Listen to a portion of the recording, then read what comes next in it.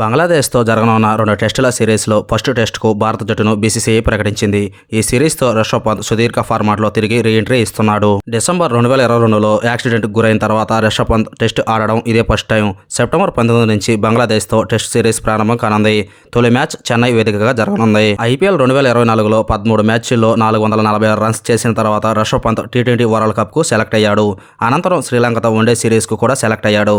తాజాగా బంగ్లాదేశ్ సిరీస్తో అన్ని ఫార్మాట్లలో పునరాగమనం చేయనున్నాడు. దులీప్ ట్రోఫీలో ఇండియా బి తరపున రెండో ఇన్నింగ్స్లో రిషబ్ పంత్ ధనాధన్ ఇన్నింగ్స్తో సెలెక్టర్లను ఆకట్టుకున్నాడు.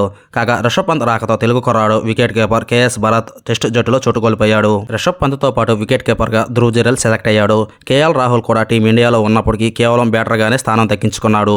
ఇంగ్లాండ్ సిరీస్లో సత్తా చాటిన సర్ఫరాజ్ ఖాన్ తన స్థానాన్ని కాపాడుకున్నాడు. అయితే దేవదూత్ పడికల్, రజిత్ పాటిదార్ జట్టులో చోటు కోల్పోయారు. ఇక టీంలో ఫాస్ట్ బౌలింగ్లో కొన్ని మార్పులు కనిపించాయి. బుమ్రా, మహమ్మద్ సిరాజ్తో పాటు ఆకాష్ దీప్, ఎస్ దయాల్ జట్టులో స్థానం దక్కించుకున్నారు. వీరిద్దరూ దులీప్ ట్రోఫీలో సత్తా చాటుతున్న విషయం తెలిసిందే. స్పిన్నర్లుగా జడేజా, అశ్విన్, కుల్దీప్ యాదవ్, అక్షర్ పటేల్ సెలెక్ట్ అయ్యారు.